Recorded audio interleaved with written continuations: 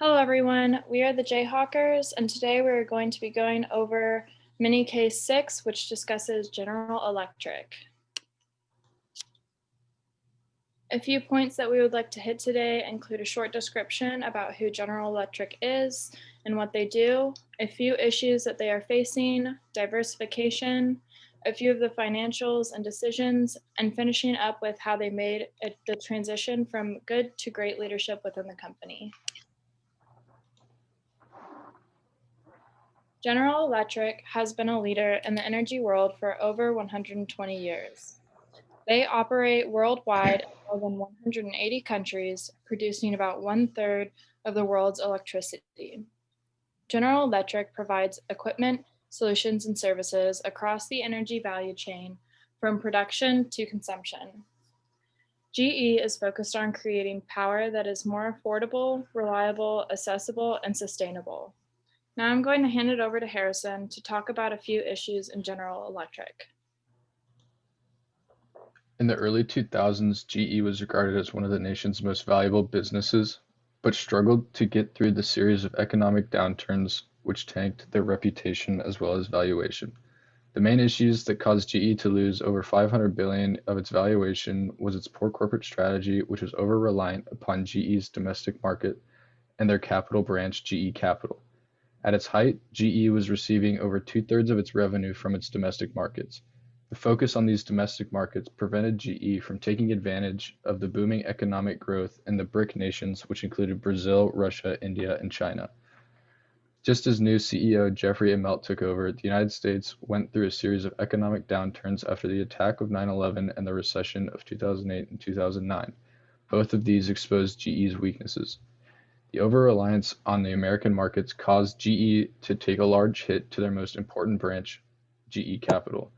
GE Capital was an integral part of GE's business, which supplied both discounted capital to each of GE's businesses. As GE began to fall, the AAA credit rating and access to capital was left as well. The over-reliance of cheap capital from GE Capital and other financial institutions, as well as their inability to grow outside their domestic markets, are two of the key factors that caused GE to fall in its valuation. CEO Jeffrey Immelt saw the need for corporate restructuring as a result of some of the issues that the company had experienced, as Harrison mentioned. Immelt decided that the company needed to refocus its business portfolio to reduce its exposure to capital markets. The goal in mind was that this would allow them to achieve sustainable future growth. This refocus came in selling NBC Universal to Comcast, its appliance unit to a Chinese manufacturer, and GE Capital over a period of 2 years. As a result of this restructuring, they were able to acquire French engineering group Alstom and shifted its product focus to industrial products and engineering and made aviation, power, oil and gas, and healthcare its four largest units, which resulted in a geographic scope that is more diversified as well as its business structure. However, even as the company attempted to diversify, its 2018 revenues continued to fall and saw a 20% decrease, as well as a loss of $34 billion in quarter three. Almost half of GE's 130 billion revenues and more than half of its profits came from a specific unit, GE Capital. This unit allowed the company to provide discounted capital to each of GE's business units. This became a prime weakness due to the fact that it created huge exposure to macroeconomic forces at an industrial company's core. During the 2008 recession, this vulnerability critically affected GE's share price by 84%. Dropping from $42.12 to $6.66, ultimately causing a $378 billion loss and the company having to be saved by $15 billion liquidity injection and a bailout from the government when the Federal Reserve intervened.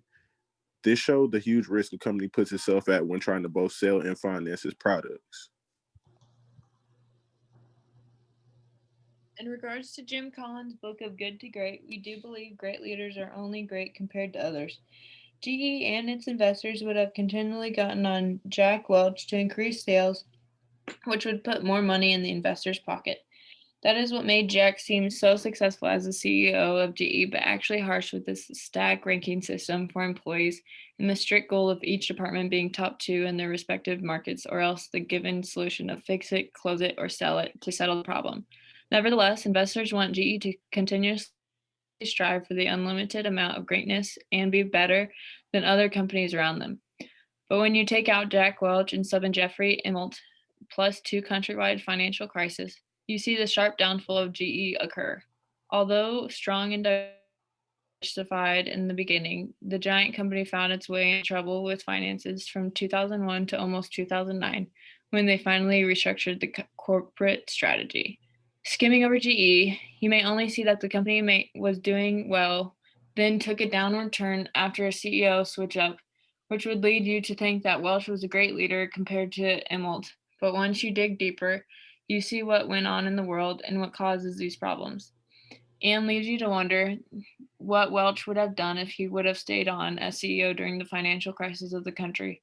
And if he would have, we think that the financial crisis of GE would still have occurred, and his perception of being a great leader may not have been the same as it is today. After learning about GE, we can conclude that it had faced quite the issues in the decade of the 2000s due to the 2 financial crises and the change of CEOs. It was once a very diverse company that has shrunk, but is getting back on its feet to be on the top once again. Thanks for watching, and if you have any questions, of course, you can email us. Thanks.